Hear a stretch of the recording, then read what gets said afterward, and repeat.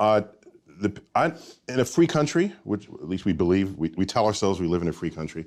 I don't care what you believe. You believe whatever you want. The problem comes about is if you are in denial of an emergent scientific truth and you wield power over legislation. That's a recipe for disaster. It's when someone, an elected official, stands in denial of climate change, something that scientists have been telling them now for decades, and they're going to create legislation in response to that.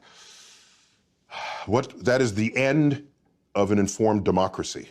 The end. My task is to educate the electorate so that they could then vote people into office who can make sensible legislative decisions that can affect us all and not derive from their personal, private belief system. I fear living a life where I could have accomplished something and didn't. That's what I fear. I don't fear death. You don't fear the unknown? I love the unknown. I love the, you know what I want on my tombstone?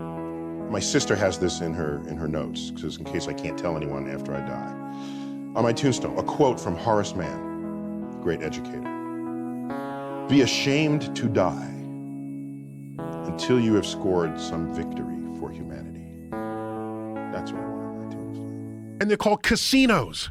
The fact that you could go to a roulette table and somebody's got a lot of money on 7. I said, why do you have money on 7? It's due. What do you mean it's due? Well, look at the previous rolls, because they'll show you the previous rolls, and 7 hasn't appeared in 20 rolls or whatever the number is they put. So it's due. No, it's not due. This is a failure of the human brain to understand and interpret probability and statistics. Well, do you know where the myth of Santa's reindeer flying comes from? I think it's from mushrooms, isn't it? Yeah, Amanita muscaria mushroom, which looks like Santa Claus. Yeah. That's it. With the red and white and dots. They love those things. All right, here's something. Surely in your life, you have taken an average of numbers before. Okay. Tell me yes. Sure. Lie to me, even if it's not true. I have, yeah, definitely. Okay. Do you realize that the first time anyone ever did that, to realize that maybe there's some interesting result here, was after the invention of algebra, trigonometry, geometry, and calculus? Really? Statistics is just something that the human brain, it's just not natural. It is completely foreign to us. We don't know how to interpret simple random events because we want to give meaning to them. You know the thing where you're in some other country, in some other city, and you meet someone like a childhood friend. Yeah. And you say, small world. Yeah. That's your first thought, right? Small world. It's why when you're in front of a fireplace and someone walks in front of it, you feel cold immediately. Yes. That's not the air temperature changing. No, it's radiation. I say sit across the room from your refrigerator, have somebody open the door, do this, you'll feel the difference. We went into space because we felt threatened by the godless communists, and we were reacting to everything they did in space. They put up Sputnik. We freaked out. We founded NASA. They put up a dog. We put up a chimp. We put up a thing. And this kept going. And then we got to the moon. We looked over our shoulder. Wait, where are the Russians? Oh, they're not here. Okay, then we ended the space program. But doesn't that happen during tsunamis? Don't animals actually go to higher ground? I think that has actually been documented. Okay, so I believe that happened. I'm highly suspicious of whether that's true, because a tsunami, there's no way to know that. Tsunami typically occurs from an earthquake way offshore. Right. Okay, and it's a very low amplitude wave in deep water that continues to gain amplitude as the water gets shallower and shallower. So that's why waves get bigger when they crash on the shores. So as it comes to the shore, so if you're just an animal in the woods, if you're not on the shoreline, there's no way to know that. You know what it's like? You ever, I don't know if this still happen, a quarter spills out of your pants pocket on the back seat of a car, and it's there in the wedge between the bottom and the back seat. And so you try to reach in to get it, and the act of reaching for the coin makes the coin move farther away from you. The act of reaching for it. Right, because you separate the You're cushions. separated, and it just slides down even further. That's not your mind making that happen. It's the act of the measurement that is affecting what it is you're trying to measure. And this was discovered in quantum physics, and to the point where it's the Heisenberg uncertainty principle. It's one of the basic foundations of all of quantum physics. Now, when it's described, it's profound. Now, how much of a risk is the space junk that we've left in the environment? Oh, don't get me started. We were freaking out the other day about how many pieces are up there.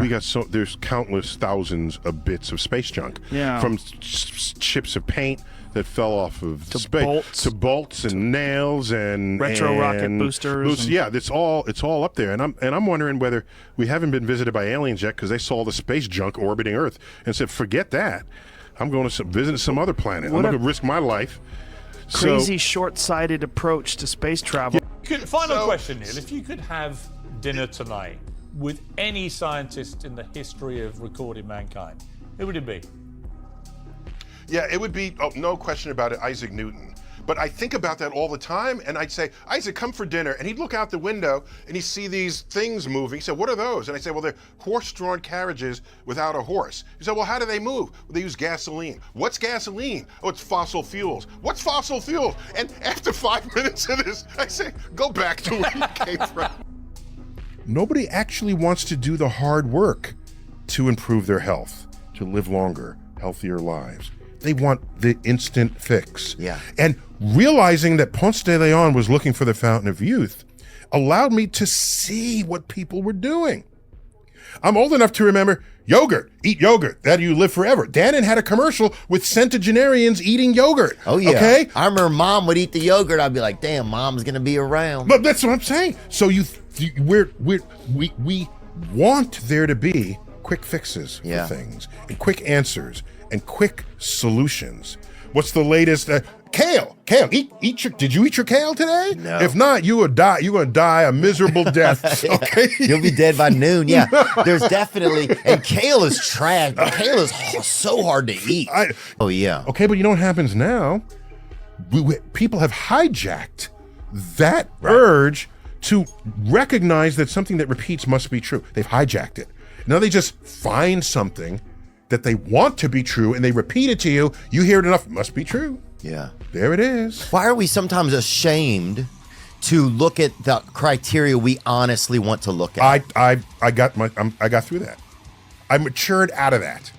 Because society wants you to not want that. And if someone is honest, I like your wealth. I enjoy it. And by the wealth can go away too. Yeah, in the same way your looks. Can. All the things can. But if it matters to, then it's one of the coordinates in this volume. By the way, if any of those go to zero, because the volume is a product, you're multiplying these numbers. So it's simply a matter of, if you're saying you don't want to be in the 2,000, whatever the number is, who died after the vaccine from heart failure at the peak of your physical career, not totally necessarily factoring in all the other abuses that went on over that time that may have contributed to it.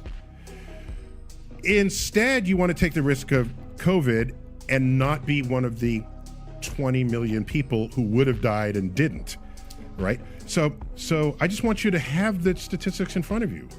And it seems to me most people would, in most cases, choose the path that reduces their chance of death. Imagine if TikTok USA was allowed to be bought by Elon Musk. Holy shit.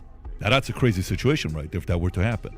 If they allowed somebody like him to buy it. Because the first thing he's going to do is, you want to talk about Twitter files? It becomes TikTok files times 1,000.